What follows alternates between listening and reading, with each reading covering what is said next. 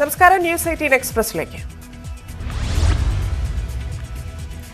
അയോഗ്യനാക്കിയ ശേഷവും പ്രധാനമന്ത്രിയെ കടന്നാക്രമിച്ച രാഹുൽ ഗാന്ധി. അദാനിയും മോദിയും തമ്മിലുള്ള ബന്ധമെന്ത്? അദാനിയുടെ ഷെൽ കമ്പനികളിലെ 20,000 കോടി ആരുടേത്? ചൈനീസ് നിക്ഷേപം വന്നത് എങ്ങനെയെന്നും ചോദ്യം. അയോഗ്യതയ്ക്ക് കാരണം മോദിയുടെ ഭയമെന്നും രാഹുൽ ഗാന്ധി. ആജീവനാന്തം അയോഗ്യനാക്കിയാലും പോരാട്ടം തുടരുമെന്ന് രാഹുൽ ഗാന്ധി. ജയിലിൽ അടച്ചാലും നിശബ്ദനാകില്ല. മാപ്പ് പറയാൻ താൻ സവർക്കറല്ല, ഗാന്ധിയാണ്. ഗാന്ധി ആരോടും മാപ്പ് പറഞ്ഞിട്ടില്ല. വയനാടുമായി കുടുംബബന്ധം, കത്തുകളിലൂടെ സ്നേഹം അറിയിക്കുമെന്നും രാഹുൽ ഗാന്ധി. രാഹുൽ രക്തസാക്ഷി പരിവേഷത്തിന് ശ്രമിക്കുകയാണെന്ന് ബിജെപി. രാഹുൽ ഒരു സമുദായത്തെ അവഹേളിച്ചു. കോടതി ആവശ്യപ്പെട്ടിട്ടും മാപ്പ് പറയാൻ തയ്യാറായില്ല. കർണാടക തെരഞ്ഞെടുപ്പിൽ നേട്ടമുണ്ടാക്കുകയാണ് രാഹുലിന്റെ ലക്ഷ്യം. രാഹുലിനെതിരെ രാജ്യവ്യാപക പ്രതിഷേധം നടത്തുമെന്നും രവിശങ്കർ പ്രസാദ്. രാഹുൽ ഗാന്ധിയെ അയോഗ്യനാക്കിയ നടപടിക്കെതിരെ പ്രതിഷേധം ശക്തമാക്കി കോൺഗ്രസ്. കോൺഗ്രസിന് പിന്തുണയുമായി മറ്റ് പ്രതിപക്ഷ പാർട്ടികളും രംഗത്തുവന്നു. കേരളത്തിൽ മുഖ്യമന്ത്രി പിണറായി വിജയനടക്കം സിപിഎം നേതാക്കളും രാഹുൽ ഗാന്ധിയെ പിന്തുണച്ച് പ്രസ്താവനകളുമായെത്തി. നിയമപരമായും രാഷ്ട്രീയമായും നേരിടുമെന്ന് കോൺഗ്രസ്. രാഹുൽ ഗാന്ധി വിഷയത്തിൽ സിപിഎം തെരുവിൽ പ്രതിഷേധിക്കുമെന്ന് സംസ്ഥാന സെക്രട്ടറി എം.വി. ഗോവിന്ദൻ. ഏതു വിധേനയും പ്രതിപക്ഷ പാർട്ടി നേതാക്കളെ പാർലമെന്റിൽ നിന്നും ഒഴിവാക്കാനുള്ള ശ്രമമാണ് നടക്കുന്നത്. വയനാട്ടിൽ ഉപതെരഞ്ഞെടുപ്പുണ്ടായാൽ നേരിടാൻ തയ്യാറാണ്. കേരളത്തിലെ കോൺഗ്രസിന്റേത് മൃദു ഹിന്ദുത്വ നിലപാടാണെന്നും എം.വി. ഗോവിന്ദൻ. രാഹുൽ ഗാന്ധിയെ അയോഗ്യനാക്കിയ നടപടി ജനവിരുദ്ധ നയമെന്ന് സിപിഐ സംസ്ഥാന സെക്രട്ടറി കാനം രാജേന്ദ്രൻ. വയനാടിന്റെയോ കേരളത്തിന്റെയോ മാത്രം പ്രശ്നമല്ല, ഇതൊരു ദേശീയ പ്രശ്നമാണെന്നും കാനം രാജേന്ദ്രൻ പറഞ്ഞു. രാഹുൽ ഗാന്ധിക്ക് ശിക്ഷ വിധിച്ച സൂറത്ത് കോടതി വിധിയിൽ ഗൂഢാലോചനയുണ്ടെന്ന് UDF കൺവീനർ എം ഹസൻ.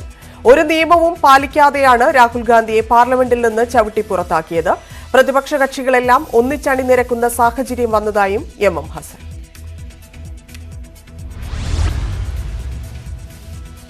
വയനാട്ടിൽ കോഴിക്കോട് ബാംഗ്ലൂർ ദേശീയപാത ഉപരോധിച്ച 60 കോൺഗ്രസ് പ്രവർത്തകർക്കെതിരെ കേസ്. രാഹുൽ ഗാന്ധിക്കെതിരായ നടപടിയിൽ പ്രതിഷേധിച്ച് കൽപ്പറ്റ നഗരത്തിൽ റോഡ് ഉപരോധിച്ചതിനാണ് കേസ്. ടി സിദ്ദിഖ് MLA ഉൾപ്പെടെയുള്ളവരെയാണ് പോലീസ് അറസ്റ്റ് ചെയ്തത്. ദേശീയപാതയിൽ ഗതാഗതം പുനഃസ്ഥാപിച്ചു. ലോക്സഭാ MP സ്ഥാനത്ത് നിന്ന് രാഹുൽ ഗാന്ധിയെ അയോഗ്യനാക്കിയതിൽ പ്രതിഷേധിച്ച് കോഴിക്കോട് റെയിൽവേ സ്റ്റേഷനിലേക്ക് കോൺഗ്രസ് പ്രവർത്തകർ നടത്തിയ മാർച്ചിൽ സംഘർഷം. റെയിൽവേ സ്റ്റേഷന് മുന്നിൽ ടയർ കത്തിച്ച് മുദ്രാവാക്യം വിളിച്ചതോടെയാണ് മാർച്ച് സംഘർഷത്തിലേക്ക് കടന്നത്. റെയിൽവേ പോലീസ് വലയം ഭേദിച്ച് പ്രവർത്തകർ പ്ലാറ്റ്ഫോമിനകത്ത് കയറി കുത്തിയിരുന്ന് പ്രതിഷേധിച്ചു. തുടർന്ന് പോലീസുമായി ഉന്തും തള്ളുമുണ്ടായി. ഇതോടെ പോലീസ് ലാത്തി വീശുകയായിരുന്നു. രാഹുൽ ഗാന്ധിയെ അയോഗ്യനാക്കിയ വിഷയത്തിൽ തിരുവനന്തപുരം കോർപ്പറേഷൻ കൌൺസിലിൽ ബഹളം.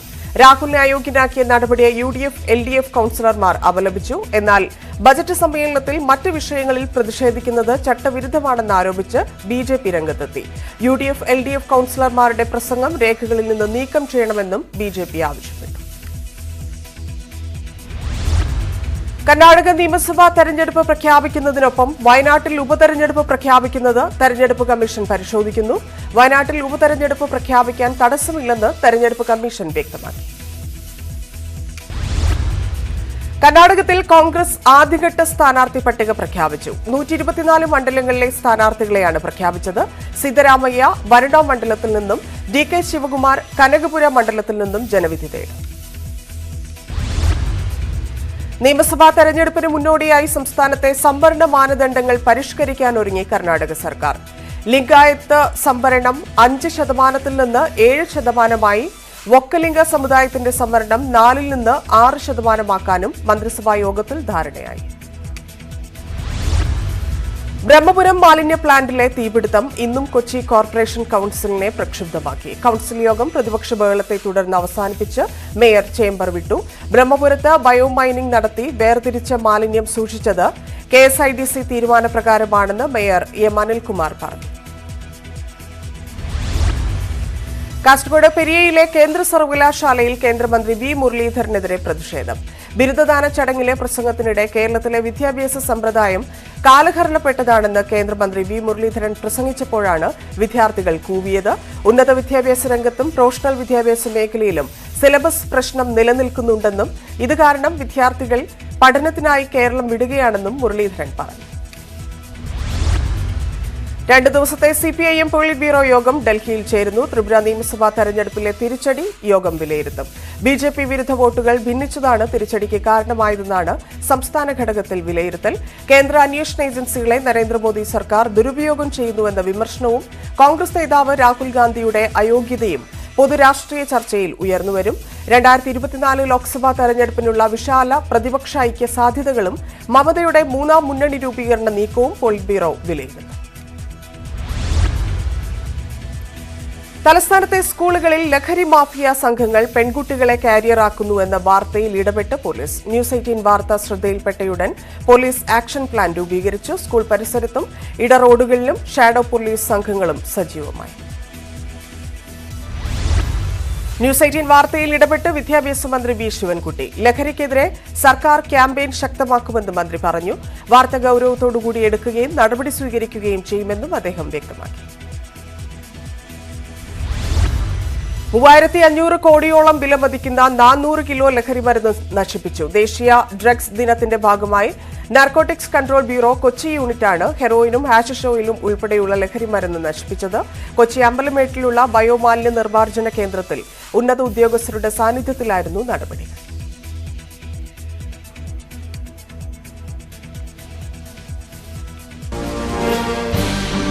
ശമ്പള വിഷയത്തിൽ KSRTCയിൽ സംയുക്ത പണിമുടക്കിലേക്ക് യൂണിയനുകളുടെ സംയുക്ത യോഗത്തിലാണ് തീരുമാനം.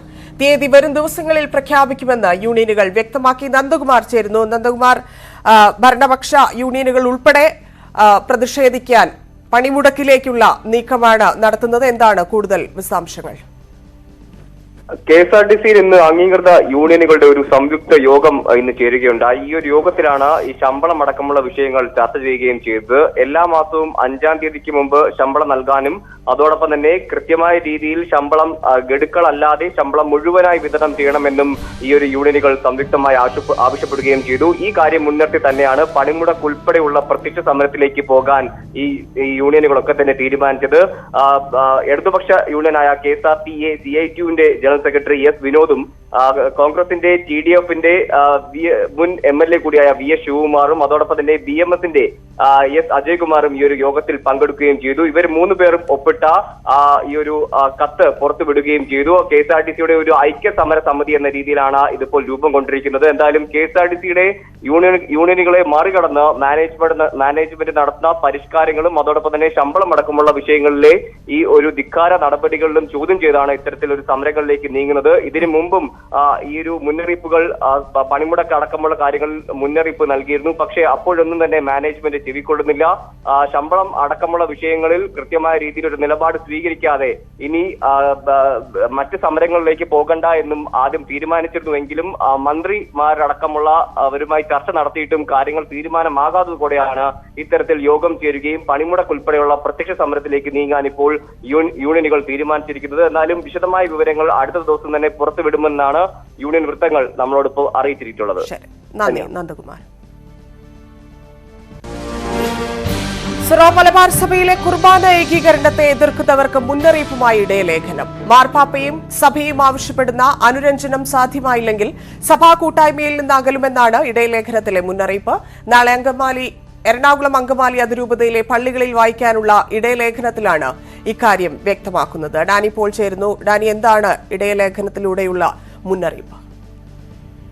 ധന്യ, എറണാകുളം അങ്കമാലി അതിരൂപതയുടെ അപ്പോസ്തലിക് ആർച്ച് ബിഷപ്പ് കൂടിയായ ആൻഡ്രൂസ് താഴത്തിന്റേതാണ് ഇടയലേഖനം. ഞായറാഴ്ച പള്ളികളിൽ വായിക്കേണ്ട അദ്ദേഹത്തിന്റെ ഈസ്റ്റർ സന്ദേശമായാണ് ഇത് സഭ അടയാളപ്പെടുത്തുന്നത്. ഇതിൽ പ്രധാനമായും പറയുന്നത് ഈസ്റ്റർ ദിനത്തിന്റെ ഈ വരാൻ പോകുന്ന വിശുദ്ധ വാരത്തിന്റെ പ്രത്യേകതകളും കാര്യങ്ങളും എല്ലാം ആണെങ്കിലും അത് സംഗ്രഹിക്കുന്നത് ഏകീകൃത കുർബാന അത് സംബന്ധിച്ചാണ്. പ്രത്യേകിച്ച് എറണാകുളം അങ്കമാലി അതിരൂപതയിലാണ് ഇതിൽ ഏറ്റവും കൂടുതൽ പ്രതിഷേധങ്ങൾ ഉയരുന്നത്. അത് കൃത്യമായി പറയുന്നത് ദൈവത്തോടും സഭയോടും രമ്യപ്പെടാതെ മനുഷ്യനോട് രമ്യപ്പെടാൻ നടത്തുന്ന ശ്രമങ്ങൾക്ക് പരിധിയും പരിമിതിയും ഉണ്ടെന്ന് ഓർമ്മിപ്പിക്കുകയാണ് ആർച്ച് ബിഷപ്പ് പ്രധാനമായും തന്നെ ചെയ്യുന്നത്. അതുകൊണ്ട് ഇക്കാര്യങ്ങളിൽ ഈ ഏകീകൃത കുർബാന എന്നത് മാർപ്പാപ്പയും സഭയും എല്ലാം മുന്നോട്ട് വയ്ക്കുന്ന ഒരു ആശയവും കാലത്തിന്റെ ആവശ്യവുമാണ്. അതിനോട് സമരസപ്പെടുക തന്നെയാണ് ചെയ്യേണ്ടത്.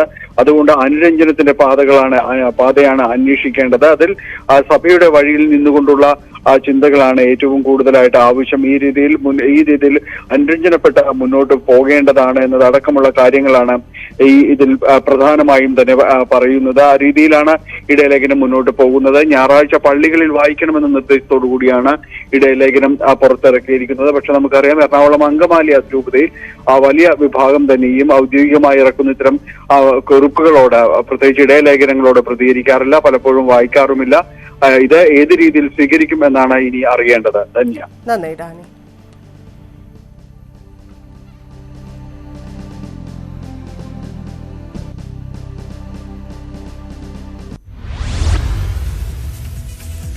അരിക്കൊമ്പൻ ദൌത്യത്തിലെ ഒരുക്കങ്ങൾ തുടർന്ന് വനം വകുപ്പ്. ഹൈക്കോടതി വിധി അനുകൂലമാകുമ്പോൾ ദൌത്യം നടത്താനൊരുങ്ങുകയാണ് ദൌത്യ സംഘം. ഡോക്ടർ അരുൺ സഖറിയുടെ നേതൃത്വത്തിലുള്ള സംഘം തയ്യാറെടുപ്പുകൾ തുടങ്ങി. 4 കുങ്കിയാനകളിൽ ബാക്കിയുണ്ടായിരുന്ന കോന്നി സുരേന്ദ്രനും കുഞ്ചുവും ചിന്നക്കനാലിലെത്തി. ഓപ്പറേഷൻ അരിക്കൊമ്പൻ നിർത്തിവെക്കുന്ന നടപടിക്കെതിരെ വ്യാപക പ്രതിഷേധം. കേസിൽ കക്ഷി ചേരുന്നതടക്കം നിയമപരമായ എല്ലാ സാധ്യതകളും പരിശോധിക്കുകയാണ് ചിന്നക്കനാൽ ശാന്തൻപാറ പഞ്ചായത്തുകൾ. കേസിൽ കക്ഷി ചേരുമെന്ന് ഡീൻ കുര്യാക്കോസ് എംപിയും അറിയിച്ചു.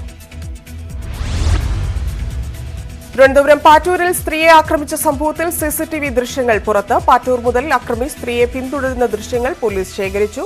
ആക്രമിക്കുന്നതിന് മുൻപ് വാക്കുതർക്കമുണ്ടായതും പ്രതി പാറ്റൂർ ഭാഗത്തേക്ക് പോകുന്നതും ദൃശ്യങ്ങളിൽ വ്യക്തമാണ്. പ്രതിയെ 12ാം ദിവസവും പിടികൂടാനായില്ല.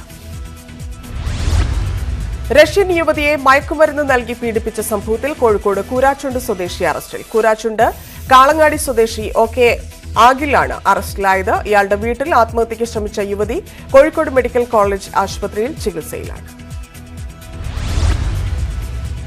തൃശൂർ മണ്ണൂത്തി കാർഷിക സർവകലാശാലയിൽ മദ്യലഹരിയിലെത്തി യുവാക്കളുടെ പരാക്രമം. കത്തിവീശി സെക്യൂരിറ്റി ജീവനക്കാരനെ ആക്രമിക്കാൻ ശ്രമിച്ചു.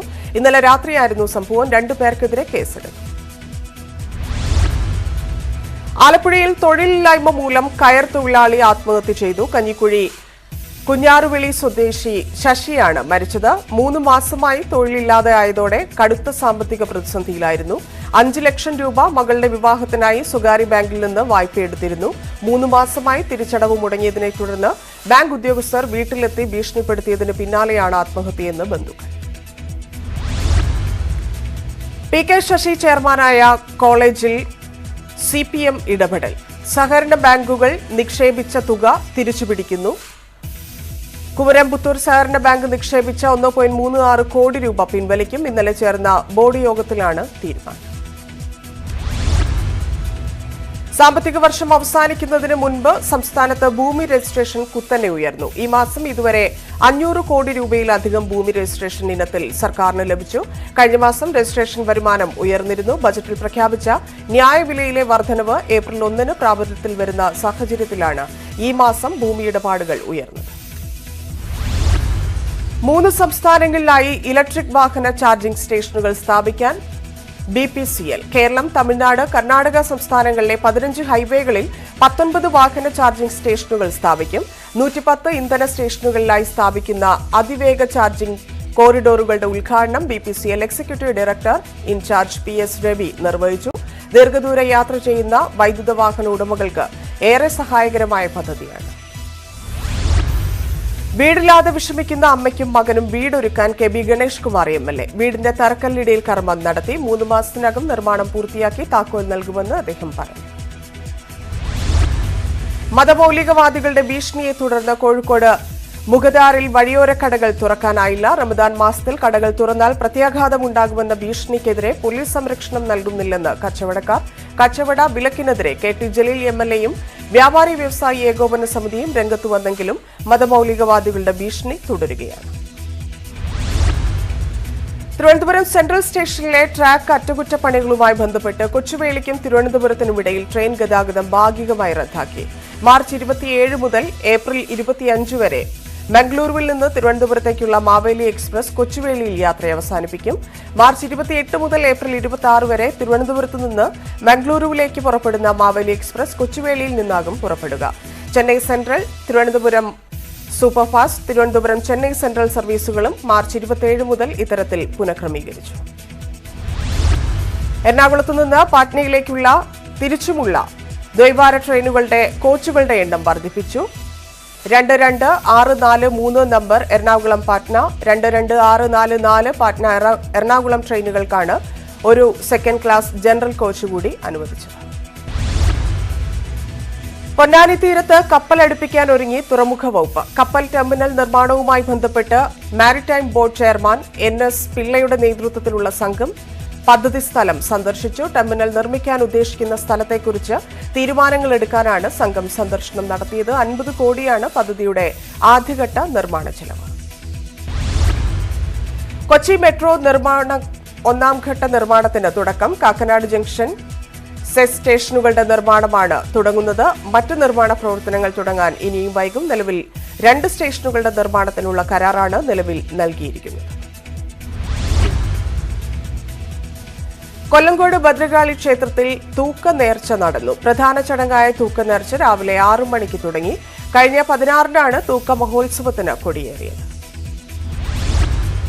സംസ്ഥാനത്ത് സ്വർണ്ണവിലയിൽ നേരിയ കുറവ്. ഗ്രാമിന് 15 രൂപ കുറഞ്ഞ് 5485 രൂപയായി. ഒരു പവൻ സ്വർണത്തിന് 43,880 രൂപയായി. പവന് മാർച്ച് 9-ന് രേഖപ്പെടുത്തിയ 40,720 രൂപയായിരുന്നു ഏറ്റവും കുറഞ്ഞ നിരക്ക്.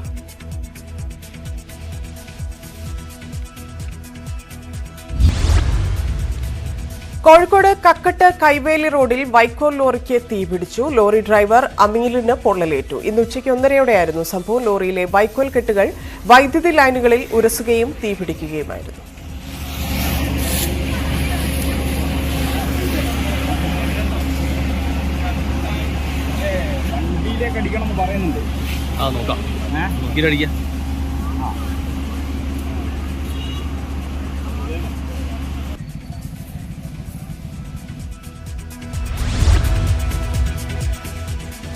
താമരശ്ശേരി കൂടത്തായി ചുണ്ടക്കുന്നിൽ ചകിരി ഫാക്ടറിക്ക് തീപിടിച്ചു. ഇന്ന് രാവിലെ 11:30-യോടെയായിരുന്നു സംഭവം. മുക്കത്തുനിന്ന് 2 യൂണിറ്റ് ഫയർഫോഴ്സ് എത്തി തീ അണയ്ക്കാൻ ശ്രമിച്ചെങ്കിലും വിഫലമായി. തുടർന്ന് നരിക്കുനിയിൽ നിന്ന് 2 യൂണിറ്റ് ഫയർഫോഴ്സ് കൂടി എത്തി തീ അണയ്ക്കാനുള്ള ശ്രമം തുടരുന്നു. ഖലിസ്ഥാൻവാദി അമത്പാൽ സിംഗിനായി ഡൽഹിയിലും തെരച്ചിൽ ഊർജിതമാക്കി. അമത്പാലിനെ ഡൽഹിയിൽ ISPT ബസ് ടെർമിനലിൽ കണ്ടതായി ഇന്റലിജൻസ് റിപ്പോർട്ട്. സംയുക്ത പരിശോധന നടത്തി. ഡൽഹി പഞ്ചാബ് പോലീസ്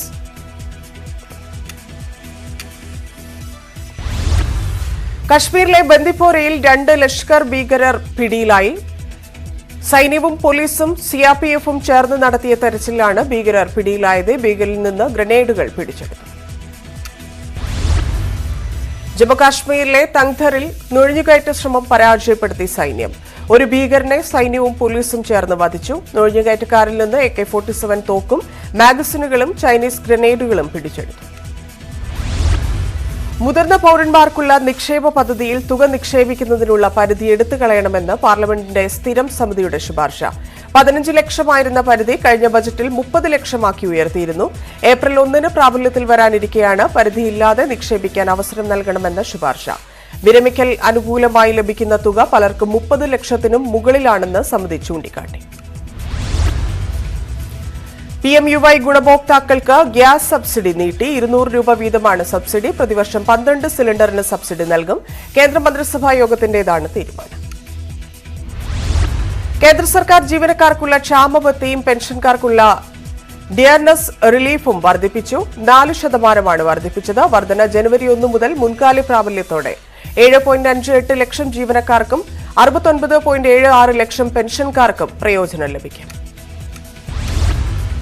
യുദ്ധക്കെടുതിയിൽ നിന്ന് കരകയറാനും രാജ്യം പുനർനിർമ്മിക്കാനും യുക്രൈന് $411 ബില്യൺ ആവശ്യമായി വരുമെന്ന് ലോകബാങ്ക് റിപ്പോർട്ട്. അടുത്ത 10 വർഷത്തിനുള്ളിൽ പുനർനിർമ്മാണം നടത്താനുള്ള ചിലവാണ് ലോകബാങ്ക് കണക്കാക്കിയത്. നഗരങ്ങളിൽ തകർന്നു കിടക്കുന്ന കെട്ടിടങ്ങളുടെ അവശിഷ്ടങ്ങൾ നീക്കം ചെയ്യാൻ മാത്രം $5 ബില്യൺ ആവശ്യമായി വരും. പുനർനിർമ്മാണത്തിന് ഏറെ സമയമെടുക്കുമെന്നും ലോകബാങ്ക്. മയക്കുമരുന്ന് കടത്തുമായി ബന്ധപ്പെട്ട അമേരിക്കയുടെ ആരോപണങ്ങൾ തള്ളി മെക്സിക്കോ. രാജ്യത്തിന്റെ ചില ഭാഗങ്ങളിൽ മയക്കുമരുന്ന് സംഘങ്ങൾ നിയന്ത്രിക്കപ്പെടുന്നു എന്ന ആരോപണം തെറ്റെന്ന് Mexican president Andres Manuel. US state secretary Antony ബ്ലിങ്കന്റെ സമീപകാല നിലപാടും ആരോപണങ്ങളും പുനഃപരിശോധിക്കണമെന്നും മെക്സിക്കോ. അമേരിക്കൻ പ്രസിഡന്റ് ജോ ബൈഡനും കനേഡിയൻ പ്രധാനമന്ത്രി ജസ്റ്റിൻ ട്രൂഡോയും കൂടിക്കാഴ്ച നടത്തി. അഭയാർത്ഥികളെ നിയന്ത്രിക്കുന്നതുമായി ബന്ധപ്പെട്ട് ഇരു രാജ്യങ്ങളും വിവിധ കരാറുകളിൽ ഒപ്പുവച്ചു. ഷാർജയിൽ ഗതാഗത നിയന്ത്രണം ഏർപ്പെടുത്തി. എമിറേറ്റിലെ ഹോഷി മേഖലയിലെ റോഡ് അടച്ചു. മാർച്ച് 28 വരെ റോഡ് ഭാഗികമായി അടച്ചിടുമെന്ന് Sharjah roads and transport authority അറിയിച്ചു. പാലത്തിന്റെ വികസനവുമായി ബന്ധപ്പെട്ട അറ്റകുറ്റപ്പണികൾ നടക്കുന്നതിനാലാണ് റോഡ് അടയ്ക്കുന്നത്. ചൊവ്വാഴ്ചയോടെ ഗതാഗതം സാധാരണ രീതിയിലാകുമെന്നാണ് പ്രതീക്ഷിക്കുന്നത്. അതേസമയം റമദാൻ സമയത്ത് പണം കൊടുത്തുള്ള പാർക്കിംഗ് സമയപരിധി നീട്ടിയ കാര്യവും അതോറിറ്റി ഓർമ്മിപ്പിച്ചു. ശനിയാഴ്ച മുതൽ വ്യാഴാഴ്ച വരെ രാവിലെ 8 മുതൽ പാർക്കിംഗ് ഫീസ് ബാധകമാണ്. ചില പ്രത്യേക സ്ഥലങ്ങളിൽ ഒഴികെ വെള്ളിയാഴ്ചകളിൽ പാർക്കിംഗ് സൗജന്യമാണ്. ബഹിരാകാശത്ത് ദൃശ്യമായ റമദാൻ ചന്ദ്രക്കലയുടെ വീഡിയോ പങ്കുവച്ച് UAE-യുടെ ബഹിരാകാശ സഞ്ചാരി സുൽത്താൻ അൽ നയാദി.